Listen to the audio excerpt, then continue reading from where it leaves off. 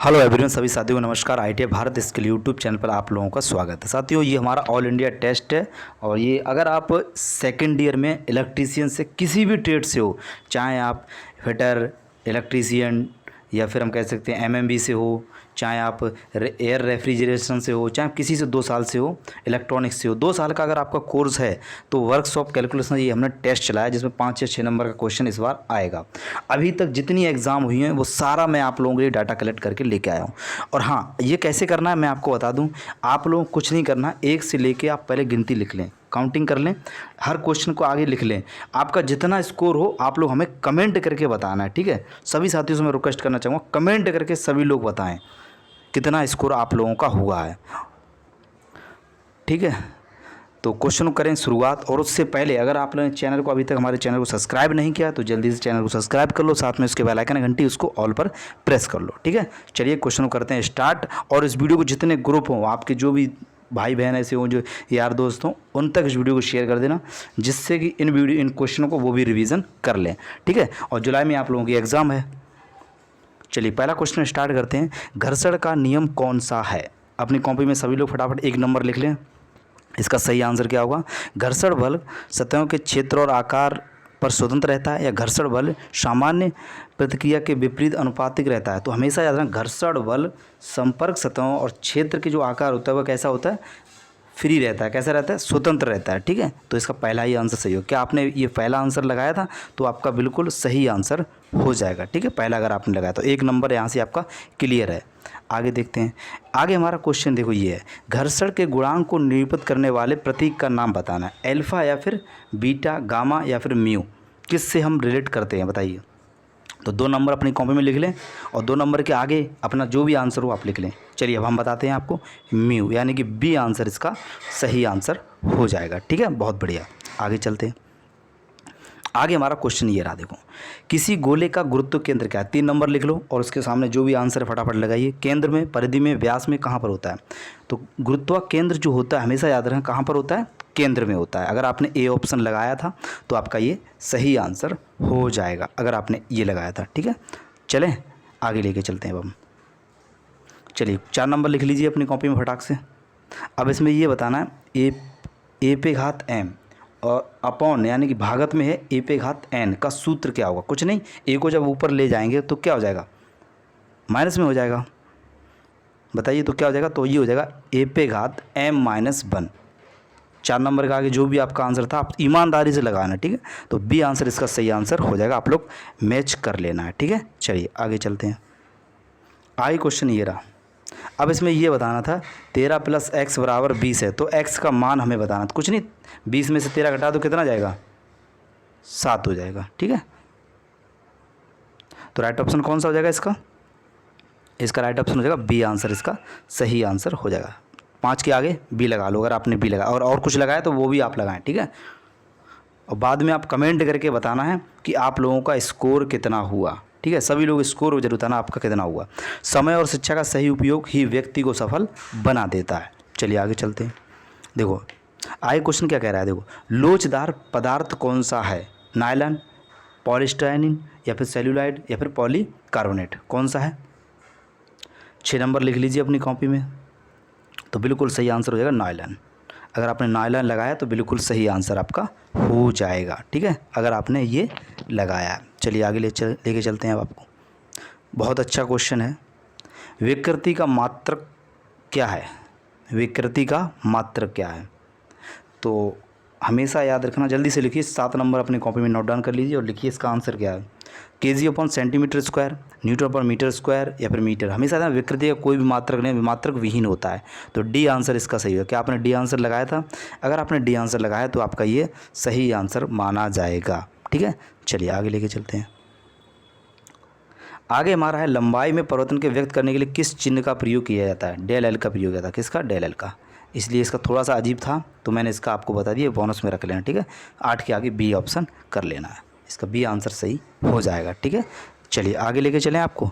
लो, आज मुश्किल है तो कल थोड़ा बेहतर होगा, बस उम्मीद मत छोड़ना, भविष्य जरूर बेहतरीन होगा, ठीक है। इसी के साथ आगे हम क्वेश्चन करते हैं शुरुआत।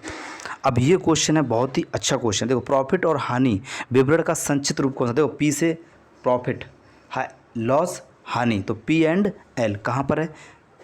8-9 नंबर लिखिए और 9 नंबर का आपने जो भी आपने लगाया हो तो आप उसके सामने ए बी सी जो भी हो लिख देना, ठीक है। तो हमारा ए आंसर सही है, अगर आपने ए लगाया तो आपका ये सही आंसर माना जाएगा। आगे लेके चलते हैं, बहुत ही अच्छा क्वेश्चन है। साधारण ब्याज की गणना प्रिंसिपल को दर्शाता है। देखो प्रिंसिपल को, प्रिंसिपल पी मतलब पी आया तो पी हमें ये देखना कहाँ पर है, देखो जल्दी से कहाँ पर है। तो इसका अगर आप लगाओगे पी यानी कि ए ऑप्शन, तो फर्स्ट ऑप्शन क्या हो जाएगा? इसका सही आंसर ही इसका सही आंसर हो जाएगा, ठीक है। पी क्या हो जाएगा? इसका सही आंसर हो जाएगा। बहुत बढ़िया, चलें आगे। 10 क्वेश्चन आपके सही निकले होंगे तो अपने आप को एकदम बेहतरीन तैयारी समझना, ठीक है। जिस साथी के भी 10 क्वेश्चन सही निकले। आगे लेके चलते हैं हम आप आगे। ये क्वेश्चन तो ये क्वेश्चन रिपीटेड क्वेश्चन है, हो सकता है इस बार में से ये इन्हीं में से 2-4 क्वेश्चन आपको देखने को मिल जाए एग्जाम में। पीडीएफ वही है हमारी, ठीक है, निमी की पीडीएफ, उसी से क्वेश्चन आते हैं और ये निमी के ही क्वेश्चन है। ये ऐसा ही नहीं हम अपनी तरफ से आपको क्वेश्चन दे रहे हैं, कुछ एडिट कर रहे हैं, कुछ नहीं। जैसा क्वेश्चन है वैसा सेम टू सेम आपको दे रहे हैं। एक हाथ की किताब क्या है? एक हाथ की किताब क्या है वो हमें बताना है। देखो विभिन्न कार्यों की मॉडल पुस्तक, संदर्भ कार्य या निर्देश के अन्य संग्रह प्रकार, या नवीनतम कार्यों की डिजाइन पुस्तक, या फिर सामग्री का शब्दकोश। एक हाथ की किताब जो होती है क्या होती है? नवीनतम या फिर एक मिनट, संदर्भ या निर्देश के अन्य संग्रह प्रकार, यानी बी ऑप्शन इसका राइट आंसर हो जाएगा। क्या हो जाएगा इसका? बी आंसर, ठीक है। और इसका क्या मैंने बताया था आपको? पी बताया था, ठीक है। चलिए आगे लेके चलते हैं। हाँ, अब ये क्वेश्चन बताइए, इंजीनियरिंग ड्राइंग का उपयोग है, इंजीनियरिंग ड्राइंग का क्या उपयोग है ये हमें बताना है। सामग्री के आकलन व कार्य के निष्पादन के लिए, या रंगीन उपस्थिति के लिए, लागत कम करने के लिए, लागत बढ़ाने के लिए। तो इंजीनियरिंग ड्राइंग का उपयोग क्या है? तो आप बोलेंगे क्या? रंगीन उपस्थिति के लिए। तो राइट ऑप्शन कौन सा हो जाएगा? आप अपनी कॉपी में लिखिए, 12 नंबर के आगे जो भी आपने लगाया हो वो आप लिखिए। तो इसका सही आंसर क्या हो जाएगा? बी आंसर इसका सही आंसर हो जाएगा। क्या हो जाएगा? बी आंसर, ठीक है। चलिए आगे लेके चलते हैं अब हम।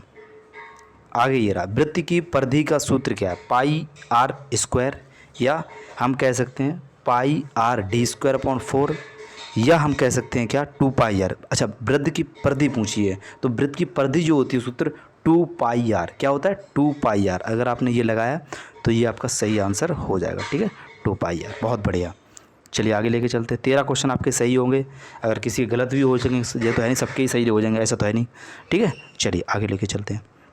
अब ये क्वेश्चन बताइए, सभी लोग कमेंट करेंगे।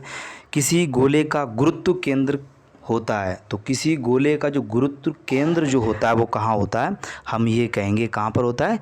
केंद्र में होता है। परिधि, व्यास, त्रिज्या इनमें कोई सा नहीं होगा, तो फर्स्ट ऑप्शन इसका सही आंसर हो जाएगा, ठीक है। चलिए नेक्स्ट क्वेश्चन पर आपको लेके चलते हैं। नेक्स्ट क्वेश्चन ये रहा, इंजन, और लास्ट क्वेश्चन है ये, ठीक है। इंजन के बढ़ते भागों में लुब्रिकेंट तेल का उपयोग करना मुख्य उद्देश्य है। दक्षता के लिए, या हम कह सकते हैं घर्षण को कम करने के लिए, या हम कह सकते हैं ले जाने की क्षमता में सुधार करने के लिए, या स्थायित्व में सुधार करने के लिए। तो इंजन के बढ़ते भागों में लुब्रिकेट जो तेल होता है उसका उपयोग हम इसलिए करते हैं, क्यों? जो दो चीज़ें या दो वस्तुओं के बीच जो घर्षण होता है उसमें अगर हम ऑयल या तेल लगा दें या लुब्रिकेशन करें तो क्या घर्षण क्या हो जाता है? घर्षण हमारा कम हो जाता है, ठीक है। तो इसका राइट ऑप्शन आपने क्या लगाया? 15 नंबर के आगे अगर आपने क्या लगाया है? 15 नंबर के आगे अगर आपने लगाया बी ऑप्शन, जिसका एकदम सही answer B answer is the right answer हो जाएगा। बहुत बढ़िया, बी आंसर, ठीक है। चलिए अब देखते हैं लास्ट क्वेश्चन।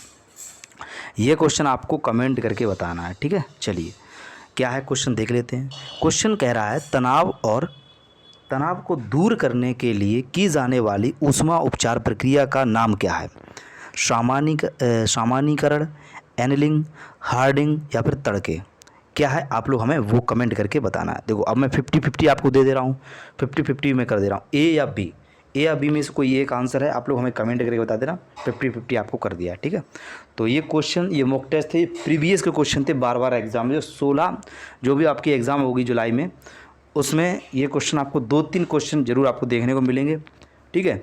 और आप लोगों से उम्मीद ये करूँगा इस वीडियो को ज़्यादा शेयर करना। आप लोगों का फीडबैक अच्छा मिला और अपनी ट्रेड और स्कोर कितना हुआ और इसका आंसर पूरा हमें कमेंट करके बताना, ठीक है। पूरा कमेंट करके एक बार बताना। अपनी ट्रेड का नाम लिख देना है और आपका स्कोर कितना हुआ है और 16 नंबर करके आंसर बता देना जितने सर, ठीक है। और चैनल को अभी तक आपने सब्सक्राइब नहीं किया तो सब्सक्राइब कर लें। और जो भी आपके ITI के ग्रुप हों, जो भी आपका ITI ग्रुप होता है ना, अपने सभी लोग उसमें जुड़े रहते हैं, तो ग्रुप है उसमें इस वीडियो क्या करना है, शेयर कर देना, जिससे कि इस वीडियो का लाभ लगा के वो लोग भी इस टेस्ट लगा सकते हैं और अपना स्कोर बता सकते हैं, ठीक है। जो सबसे ज़्यादा नंबर आएंगे उसका नेक्स्ट वीडियो में नाम ले लिया जाएगा, ठीक है। तो उम्मीद करता हूँ आप लोग मेरी बात को समझ चुके हैं अच्छे से और वीडियो को शेयर भी कर देना, ठीक है। Thank you for watching. जय हिंद, जय भारत।